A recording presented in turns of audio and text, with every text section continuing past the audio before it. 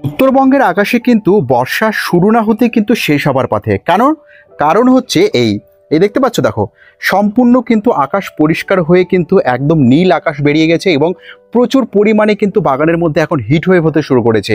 এমতা অবস্থায় আমরা যারা জবা প্রেমী, যাদের বাগানে জবা ফুলের গাছ রয়েছে, তারা কিন্তু কিছু সমস্যার সম্মুখীন হচ্ছে। যেই সমস্যাগুলোর কারণে কি হচ্ছে, আমাদের গাছে পর্যাপ্ত পরিমাণে যেমন ফুল আসছে না, তেমন কিন্তু গাছের মধ্যে আমরা পর্যাপ্ত পরিমাণে কিন্তু এই যে কুড়ি দেখতে পাচ্ছ, এইভাবে কিন্তু আমরা পর্যাপ্ত পরিমাণে কুড়িও দেখতে পাচ্ছি। আমরা প্রত্যেকে চাই এই সিজনে কিন্তু আমাদের গাছে প্রত্যেকটা দেশি ফুল জবা গাছ হোক বা আমাদের কাছে হাইব্রিড জবা ফুলের গাছ হোক, প্রত্যেকটা গাছে যেন আমাদের প্রত্যেকটা ডালের মধ্যে এইভাবে অসংখ্য পরিমাণে গাছের মধ্যে যাতে ফুলে এবং কুড়িতে যাতে ভর্তি হতে শুরু করে দেয়। দেখতে পাচ্ছ, দেখো এটা আমার একটা দেশি জবা ফুলের গাছ, কিন্তু এই গাছে কিন্তু অসংখ্য পরিমাণে কিন্তু কুড়ি আসতে শুরু করে দিয়েছে।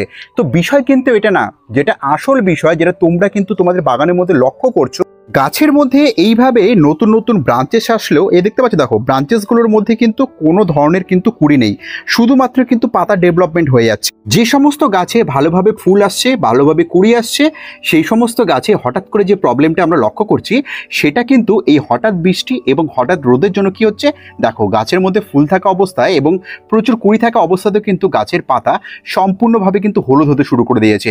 এবং গাছের এক দুটো পাতা না, কিন্তু এই টেম্পারেচারের প্রবলেমের জন্য কিন্তু আমাদের প্রত্যেকটা গাছের অবস্থা কিন্তু এইভাবে হতে শুরু করেছে। এবং শুধু এই প্রবলেমসই না, সেই সঙ্গে আমাদের গাছের মধ্যে কি হচ্ছে, এই বৃষ্টি এবং রোদের খেলাতে আমাদের গাছের কুড়িগুলো যেগুলো আসতে শুরু করেছে, দেখতে পাচ্ছ, দেখো নতুন কুড়িগুলো কিন্তু ঝরে পড়ছে এবং সেই সঙ্গে কিন্তু গাছের মধ্যে একটা পুরোপুরি পরিমাণে আমরা কিন্তু ইউলিশ ভাব দেখতে পাচ্ছি।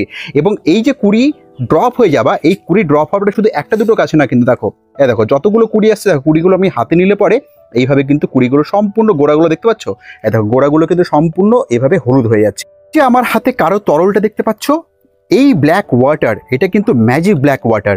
এই ব্ল্যাক ওয়াটার কিন্তু আমাদের এই মুহূর্তে জবা গাছের সমস্ত প্রবলেমকে কিন্তু সলিউশন করতে সক্ষম। এবং এটা কিন্তু সম্পূর্ণ ঘরোয়া একটি তরল খাবার, যেটা কিন্তু বাড়িতে আমরা তৈরি করে নিতে পারি। এই ব্ল্যাক তরল খাবারের প্রয়োগে আমাদের কি হবে, গাছের ইউলিশ ভাব কমবে, কুড়ি ঝরা কমবে এবং গাছের পাতা যে প্রচুর পরিমাণে হলুদ হচ্ছে সেটা থেকে গাছকে রক্ষা করবে। এবং রক্ষা করার পর কি হবে, আমাদের প্রত্যেকটা গাছে কিন্তু আমরা এইভাবে কিন্তু ফুল আনতে সক্ষম হব। এই ব্ল্যাক ম্যাজিক তরল খাবার আমরা কিভাবে তৈরি করব, এই তরল খাবার তৈরি করতে আমাদের কোন কোন উপাদানের প্রয়োজন আছে, এর কার্যকারিতা কি আছে এবং এর প্রয়োগে বাগানে আমরা কোন ধরনের বেনিফিট পেতে পারি, তার সমস্ত তথ্যের ইনফরমেশন তোমাদেরকে পেতে হতে গেলে এই ভিডিওটা কিন্তু একদম সম্পূর্ণ মনোযোগ সহকারে দেখতে হবে, কোনো স্কিপ করা চলবে না। এবং যে সকল নতুন দর্শক বন্ধুরা আজ পিকাস গার্ডেনিংয়ে প্রথমবার এসেছো, তারা অবশ্যই চ্যানেলটিকে সাবস্ক্রাইব করবে এবং পাশে দেওয়া বেল আইকনটি অলে প্রেস করে নেবে।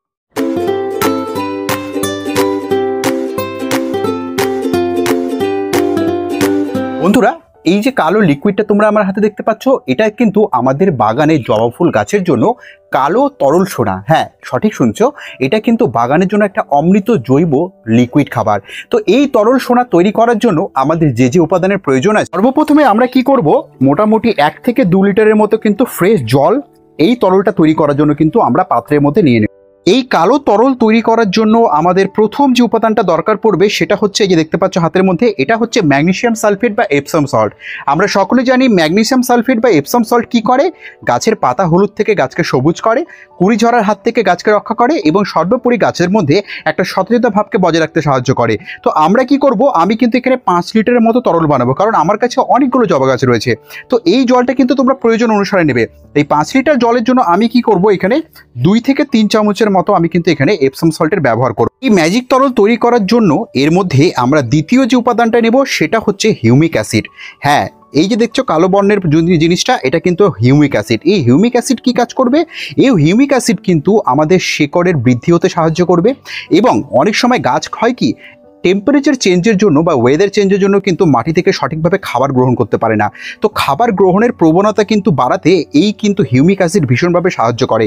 তো আমরা কি করব, এই তরলটাকে আরও ভালোভাবে তৈরি করার জন্য এখানে কিন্তু এই 5 লিটার জলের মধ্যে আমি কিন্তু এখানে পুরো 1 চামচ, ফুল 1 চামচ কিন্তু আমি এখানে হিউমিক অ্যাসিডের প্রয়োগ করলাম। দেখো হিউমিক অ্যাসিড দেওয়ার সঙ্গে সঙ্গে কিন্তু এই জলের কিন্তু কালার এবং বর্ণ কিন্তু দেখো চেঞ্জ হতে শুরু করে দিল। দেখো পুরো জলটা কিন্তু কালো হয়ে গেল।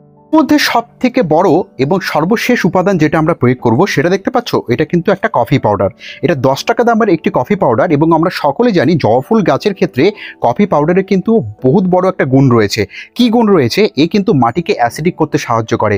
ক্রমাগত এই বৃষ্টির জন্য অনেক সময় হয় কি, আমাদের সয়েলের কিন্তু পিএইচ লেভেলের ঘাটতি হয়। সেই পিএইচ লেভেলের ঘাটতি পূরণ করতে এবং মাটিকে অ্যাসিডিক করতে কিন্তু আমরা এই তরলের মধ্যে কি করব, আমরা সামান্য পরিমাণে কিন্তু এখানে এই কফি পাউডারের কিন্তু প্রয়োগ করে নেব। এইবার যে কাজটা আমাদেরকে করতে হবে সেটা হচ্ছে ভালো করে কিন্তু এই লিকুইডটাকে আমাদেরকে এইভাবে কিন্তু মিশিয়ে নিতে হবে। এইভাবে না মিশালে কিন্তু একে অপরের সঙ্গে এগুলো ভালোভাবে কিন্তু ডাইলুট হবে না। যত ভালোভাবে এটা ডাইলুট হবে তত বেশি কিন্তু কাজ আমাদের বাগানের গাছেদের মধ্যে এই ব্ল্যাক ম্যাজিক তরল খাবার কিন্তু করতে পারবে। বর্ষার মরশুমে তোমরা যদি চাও তোমাদের বাগানের প্রত্যেকটা হাইব্রিড হোক, দেশি জবা ফুলের গাছ হোক, প্রত্যেকটা গাছে প্রত্যেকটা ডালের মধ্যে এইভাবে অসংখ্য পরিমাণে ফুল এবং কুড়ি আসবে, তাহলে কিন্তু প্রতি 10 থেকে 15 দিনে, হ্যাঁ আমরা কিন্তু এটা মান্থলি বেসিসে প্রয়োগ করব না, আমরা কি করব প্রতি 10 থেকে 15 দিনে এই যে ব্ল্যাক ম্যাজিক তরল খাবারটা দেখতে পাচ্ছ, এটা যদি আমরা আমাদের প্রত্যেকটা জবা ফুল গাছের টবে সকালের সময় অথবা সন্ধ্যের সময় যদি এভাবে প্রয়োগ করে দিতে পারি, এই ব্ল্যাক ম্যাজিক তরল খাবারের প্রয়োগে কি হবে, আমাদের শেকড়ের বৃদ্ধি ভালো হবে, আমাদের গাছেদের মধ্যে থেকে হলুদ ভাব কমবে, কুড়ি ঝরার হাত থেকে গাছ রক্ষা পাবে এবং গাছের মধ্যে যে প্রচুর পরিমাণে পাতা হলুদ হতে শুরু করেছে এই প্রত্যেকটা প্রবলেমকে কিন্তু এই জৈব তরল খাবার কিন্তু পূরণ করতে সক্ষম। তাহলে আর দেরি কেন, আজ থেকে কিন্তু এই ব্ল্যাক ম্যাজিক তরল খাবার নিজেদের বাগানে তৈরি করতে শুরু করে দাও এবং নিজেদের বাগানের মধ্যে প্রত্যেকটা গাছের মধ্যে প্রত্যেকটা বৃন্তের মধ্যে এইভাবে প্রচুর পরিমাণে ফুল এবং কুড়ি আনতে কিন্তু আজ থেকে আমাদেরকে এই খাবার বাগানে প্রয়োগ করা শুরু করে দিতে হবে। তো বন্ধুরা, এটি ছিল আজকের ভিডিও। আশা করছি ভিডিওটা তোমাদের খুব ভালো লেগেছে এবং এতক্ষণ ধরে ধৈর্য দিয়ে ভিডিওটাকে দেখার জন্য তোমাদেরকে অশেষ ধন্যবাদ। এভাবে আমাদের ভিডিওগুলো দেখতে থাকো, এভাবেই পিকাস গার্ডেনিংকে নিজেদের ভালোবাসা দিতে থাকো। দেখা হবে পরবর্তী ভিডিওতে এরকম আরও নানান ইনফরমেশন নিয়ে, এরকম আরও নানান গুরুত্বপূর্ণ টিপস এবং ট্রিক্স নিয়ে। কিন্তু ততক্ষণের জন্য আমার প্রত্যেকটা দর্শক বন্ধুকে আমি এখানেই জানাচ্ছি আজকের মতো নমস্কার।